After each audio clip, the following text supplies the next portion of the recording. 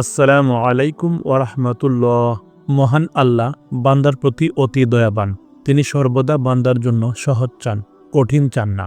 তিনি কারো উপর জুলুমকারী নন, সর্বদা বান্দার কল্যাণ চান। তিনি চান বান্দার সমস্ত পাপ ক্ষমা করে তাকে দ্বীনের সঠিক পথে পরিচালিত করতে। মহান আল্লাহ বলেন, আল্লাহ তোমাদের জন্য হালাল হারাম ব্যাখ্যা করে দিতে চান ও তোমাদের পূর্ববর্তীদের সুন্দর রীতিসমূহের প্রতি তোমাদের পথ প্রদর্শন করতে চান এবং তোমাদেরকে ক্ষমা করতে চান। আল্লাহ সর্বজ্ঞ ও প্রজ্ঞাময়। সূরা নিসা আয়াত ২৬। আল্লাহ যাদের কল্যাণ চান তাদেরকে যে 10টি জিনিস দান করেন, সেই 10টি জিনিস সম্পর্কে আজকের ভিডিওতে আমরা জানব ইনশাআল্লাহ। তাই আজকের ভিডিওটি অনেক গুরুত্বপূর্ণ। সম্পূর্ণ ভিডিওটি মনোযোগ সহকারে দেখুন, তাহলে বুঝতে পারবেন আপনি আল্লাহ তাআলার কল্যাণকামী সেই বান্দাদের অন্তর্ভুক্ত আছেন কিনা, সেই সব নিয়ামতে আপনি সিক্ত কিনা, আপনার জীবন আচরণ আল্লাহমুখী নাকি শয়তানমুখী, অর্থাৎ আপনি কি ডানপন্থী নাকি বামপন্থী। আর কথা না বাড়িয়ে চলুন শুরু করা যাক। নাম্বার 1, ইসলামের জন্য উন্মুক্ত করে দেন। আল্লাহ যার কল্যাণ চান তার অন্তরকে ইসলামের জন্য উন্মুক্ত করে দেন। মহান আল্লাহ বলেন, অতএব আল্লাহ যাকে সুপথ প্রদর্শন করতে চান তিনি তার বক্ষকে ইসলামের জন্য উন্মুক্ত করে দেন, আর যাকে পথভ্রষ্ট করতে চান তার বক্ষকে সংকীর্ণ ও সংকুচিত করে দেন। সূরা আনআম আয়াত ১২৫। অপর আয়াতে আল্লাহ বলেন, যার বক্ষকে আল্লাহ ইসলামের জন্য উন্মুক্ত করে দিয়েছেন অতঃপর সে তার প্রতিপালকের দেওয়া জ্যোতির মধ্যে রয়েছে। সূরা জুমার আয়াত ২২। নাম্বার ২, তওবার সুযোগ দেন। আল্লাহ যার কল্যাণ চান সে ব্যক্তি তওবার সুযোগ পায়। মহান আল্লাহ বলেন, আর আল্লাহ চান তোমাদের তওবা কবুল করতে। সূরা নিসা আয়াত ২৭। নাম্বার ৩, বিপদাপদের সম্মুখীন করেন। বিপদাপদ মহান প্রভুর পক্ষ থেকে এক বড় নিয়ামত। তিনি এর মাধ্যমে বান্দাকে পরীক্ষা করে থাকেন। মহান আল্লাহ বলেন, আর অবশ্যই আমরা তোমাদের পরীক্ষা করব কিছুটা ভয়, ক্ষুধা, ধন ও প্রাণের ক্ষতির মাধ্যমে এবং ফল শস্যাদি বিনষ্টের মাধ্যমে। সূরা বাকারা আয়াত ১৫৫। সুতরাং আমরা যদি বিপদাপদকে সর্বোত্তমভাবে আলিঙ্গন করতে পারি তবেই আল্লাহর পক্ষ থেকে কল্যাণের স্বাদ আস্বাদন করতে পারব ইনশাআল্লাহ। হযরত আনাস রাদিয়াল্লাহু আনহু থেকে বর্ণিত, রাসূল সাল্লাল্লাহু আলাইহি ওয়াসাল্লাম বলেছেন, আল্লাহ তাআলা যখন তার কোনো বান্দার মঙ্গল সাধনের ইচ্ছা করেন তখন দুনিয়ায় তাকে অতি তাড়াতাড়ি বিপদাপদের সম্মুখীন করেন, আর যখন তিনি কোনো বান্দার অকল্যাণের ইচ্ছা করেন তখন তার গুনাহের শাস্তি প্রদান থেকে বিরত থাকেন। অবশেষে কিয়ামতের দিন তাকে এর পরিপূর্ণ শাস্তি প্রদান করেন। আর আল্লাহ তাআলা যখন কোনো সম্প্রদায়কে ভালোবাসেন তখন তাদের তিনি পরীক্ষায় ফেলেন। যে তাতে সন্তুষ্ট থাকে তার জন্য আল্লাহর সন্তুষ্টি থাকে, আর যে তাতে অসন্তুষ্ট হয় তার জন্য আল্লাহর অসন্তুষ্টি থাকে। বিপদাপদ জান্নাতে যাওয়ার মাধ্যম। বিপদাপদে পড়লে গুনাহ মাফ হয়, তাই এটা জান্নাতে যাওয়ার অন্যতম মাধ্যম। আল্লাহ বলেন, তোমরা কি ধারণা করেছ জান্নাতে প্রবেশ করবে, অথচ তোমাদের উপর এখনও তাদের মতো অবস্থা আসেনি যারা তোমাদের পূর্বে বিগত হয়েছে। নানাবিধ বিপদ ও দুঃখ কষ্ট তাদেরকে স্পর্শ করেছিল ও তারা ভীত কম্পিত হয়েছিল।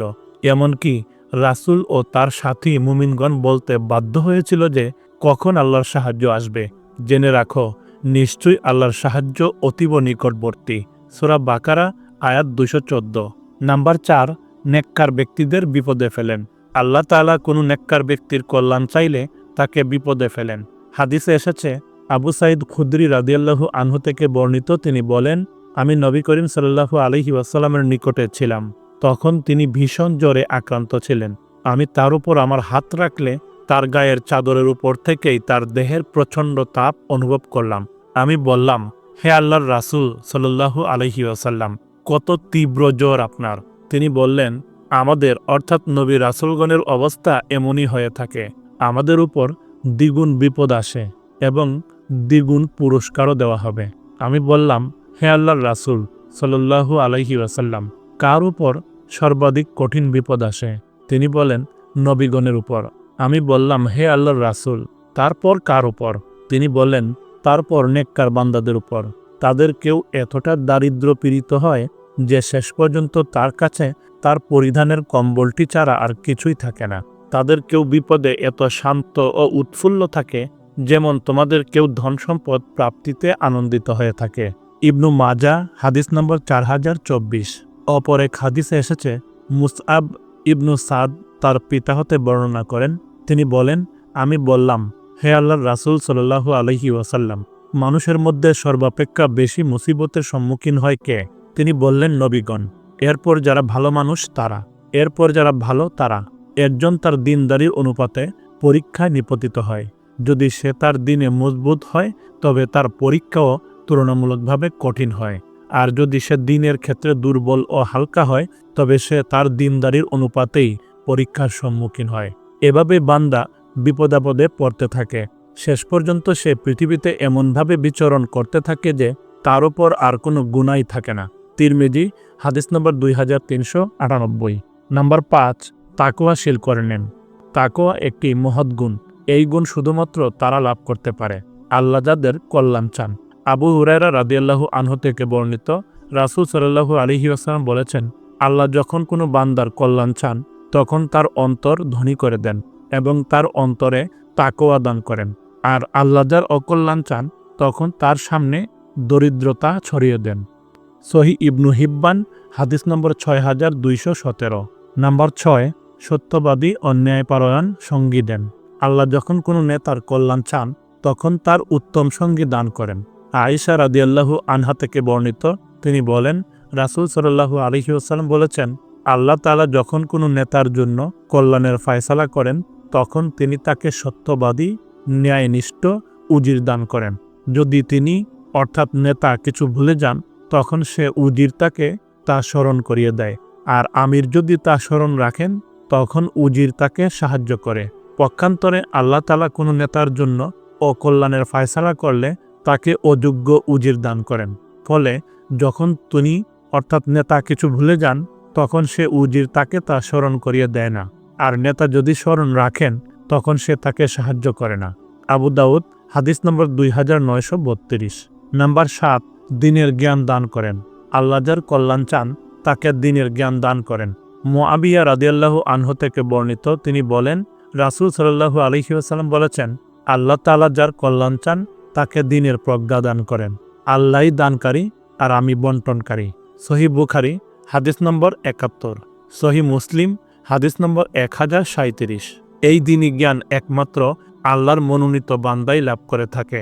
মহান আল্লাহ বলেন, আল্লাহ যাকে ইচ্ছা বিশেষ প্রজ্ঞা দান করেন, আর যাকে উক্ত প্রজ্ঞা দান করা হয় তাকে প্রভূত কল্যাণ দান করা হয়। বস্তুত জ্ঞানবান ব্যক্তিগণ ব্যতীত কেউই উপদেশ গ্রহণ করে না। সূরা বাকারা আয়াত 269। আর এই পথে চলার মর্যাদাও অপরিসীম।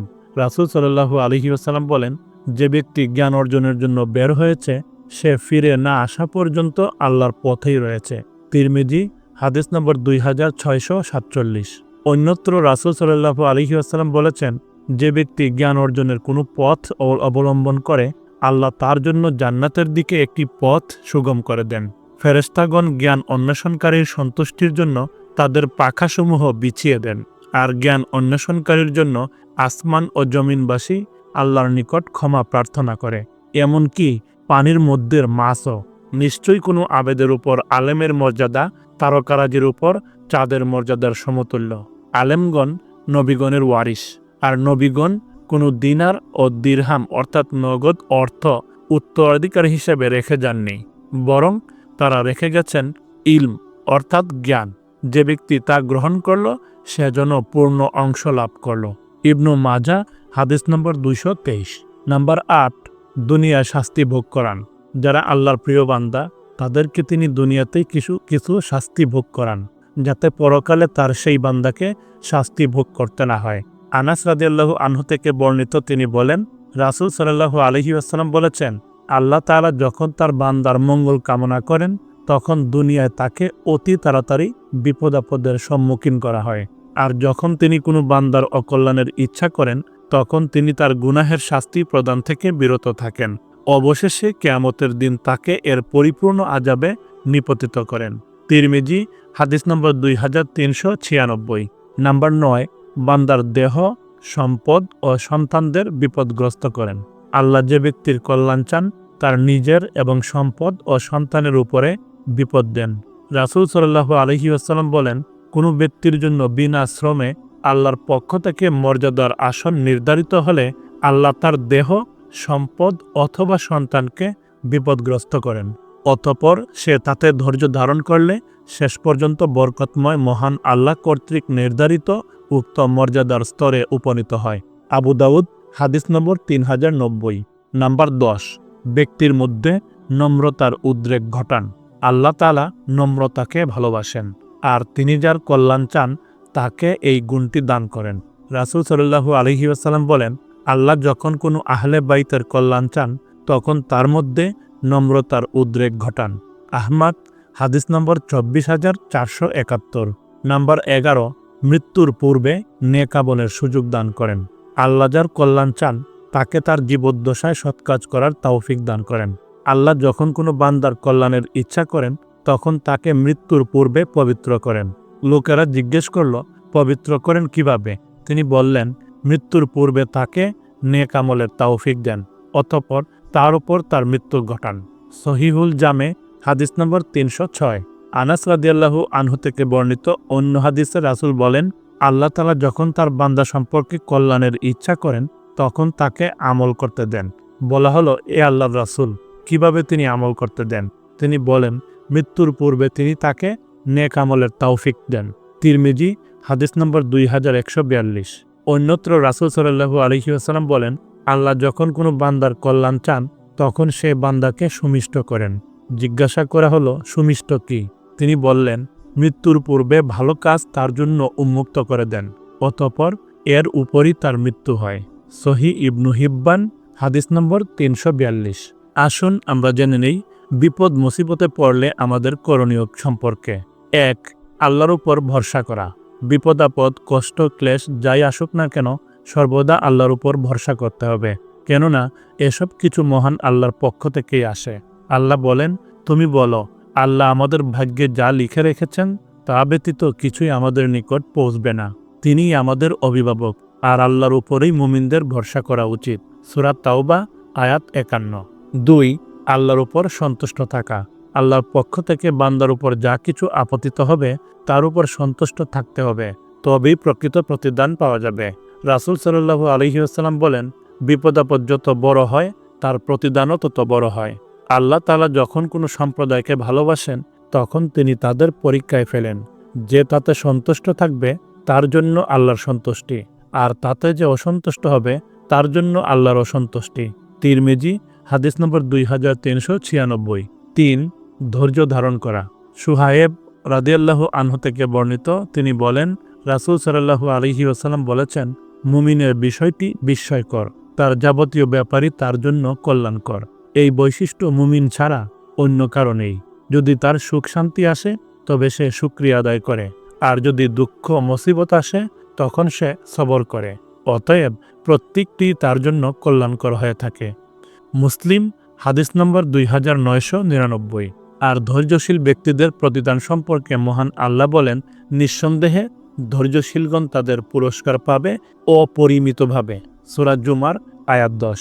রাসূল সাল্লাল্লাহু আলাইহি ওয়াসাল্লাম বলেছেন, জাহান্নাম কামনা বাসনা দ্বারা বেষ্টিত, আর জান্নাত বেষ্টিত দুঃখ মুসিবত দ্বারা। সহিহ বুখারী হাদিস নম্বর 6487। কোনো মুসলমানের গায়ে একটি কাঁটাও বিদ্ধ হয় না যার বিনিময়ে তার একটি মর্যাদা বৃদ্ধি পায় না এবং তার একটি গুনাহ মাফ করে দেওয়া হয় না। সুবহানাল্লাহ। সহিহ মুসলিম হাদিস নম্বর 2572। সুতরাং পরকালীন চিরস্থায়ী জীবনে সুখ শান্তির স্বার্থে দুনিয়ার যে কোনো বিপদ আপদে আমাদেরকে অবশ্যই সবর করতে হবে। আল্লাহ তাআলা আমাদের সকলকে জান্নাত লাভের স্বার্থে কাজ করার তৌফিক দান করুন। আমিন।